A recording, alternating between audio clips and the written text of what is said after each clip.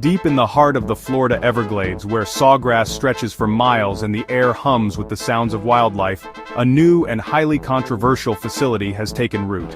This is Alligator Alcatraz, a nickname for a detention center that has quickly become a flashpoint in the national conversation about immigration and border security. Officially named the Dade Collier Training and Transition Facility, it sits in near total isolation within the Big Cypress National Preserve, roughly 45 miles west of Miami, surrounded by untamed wilderness. Built to detain undocumented immigrants, its remote and unforgiving location is no accident. The Everglades' relentless heat, frequent flooding, and ever-present wildlife, including alligators, are intended to serve as natural deterrents, making escape nearly impossible. Supporters argue that this is a bold and necessary step to strengthen border security and discourage illegal crossings, claiming it will help protect American communities. But critics warn that the facility is not only a humanitarian crisis waiting to happen, but also an environmental disaster that threatens the fragile Everglades ecosystem and the people held within. The opening of Alligator Alcatraz has sparked heated debate across Florida and the nation, raising urgent questions about immigration policy, states' rights, and the future of one of America's most unique protected landscapes. As operations commence, Alligator Alcatraz stands as a stark and controversial symbol of America's deepening political divide and the difficult choices facing the country today. Alligator Alcatraz was built in under 2 weeks, bypassing normal regulations under an emergency order. The price tag? An estimated $450 million a year with no federal funds secured, leaving Florida taxpayers on the hook. Security is extreme. Razor wire fences, armed guards, and the Everglades alligators and snakes form a natural moat. The initial capacity is 3,000 detainees with plans to expand to 5,000, signaling a long-term commitment. The facility's scale and speed highlight the state's determination to make it a centerpiece of immigration enforcement. Critics question the sustainability and ethics of such a massive, isolated operation. For now, Alligator Alcatraz is both fortress and warning, designed to be inescapable. Alligator Alcatraz is championed by Governor Ron DeSantis, who has made the facility a centerpiece of his tough-on-immigration agenda. DeSantis frequently highlights the project in speeches, describing it as a bold step to protect Florida's borders and communities. He's joined by Attorney General James Uthmeier, who has played a key role in shaping the legal framework for the facility and ensuring it operates within both state and federal guidelines. The initiative has also drawn strong support from national GOP leaders who see it as a model for other states grappling with immigration challenges. DeSantis touts Alligator Alcatraz as a model for the nation, arguing that its strict approach will send a clear message and deter illegal immigration. He claims the facility's remote location and tough conditions are essential to its effectiveness. Former President Trump has publicly endorsed the project, visiting the site and even joking about escapees facing alligators in the surrounding wetlands. His backing has brought national attention and energized supporters. Supporters in law enforcement call it a home run, praising the facility for keeping detainees far from cities, activists, and potential legal challenges. They argue it allows officers to focus on enforcement without outside interference.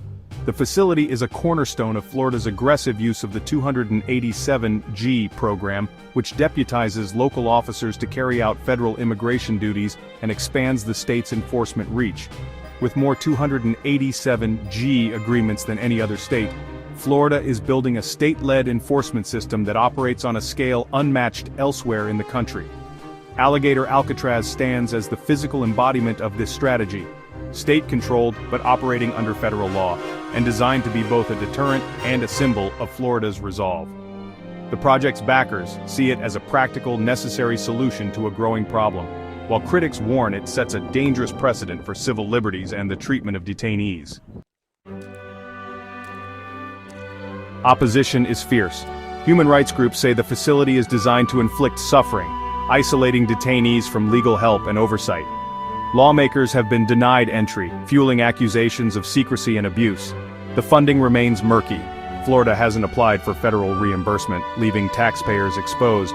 Environmentalists are suing, calling the center an ecological disaster in a protected preserve, home to endangered species.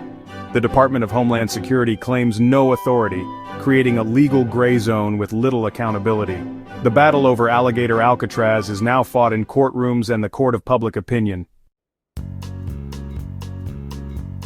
In Florida, private contractors with deep GOP ties were tapped to build and now operate the controversial Alligator Alcatraz Detention Center, securing no-bid contracts worth millions of taxpayer dollars, often with little public oversight or transparency. Companies such as Lemoyne CDR Logistics and CDR Healthcare, both led by major Republican donor Carlos Duarte, are at the very center of this sprawling operation, overseeing everything from security to daily management. Other firms are contracted to provide meals, transportation, and logistics, turning the business of detention into a highly profitable industry for a select few. Critics warn that this relentless profit motive encourages the expansion of detention facilities, often with little regard for the human or social cost to local communities and families. The facility has also become a potent political symbol. Republicans now sell branded merchandise, using the image of Alligator Alcatraz to rally their base, energize supporters, and raise campaign funds.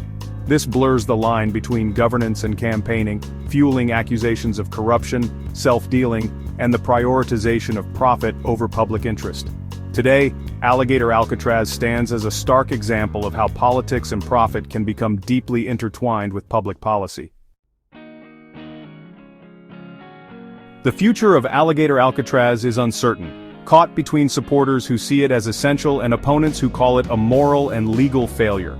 Lawsuits from environmental and human rights groups could halt or reshape its operations. The unresolved question of federal funding threatens its financial viability. If costs mount and support wanes, the project could become a political liability. Regardless, Alligator Alcatraz has already changed the Everglades and the national debate on immigration. It's a test case for state power, environmental stewardship, and the limits of deterrence. Whether it endures or falls, its legacy will echo far beyond Florida's swamps.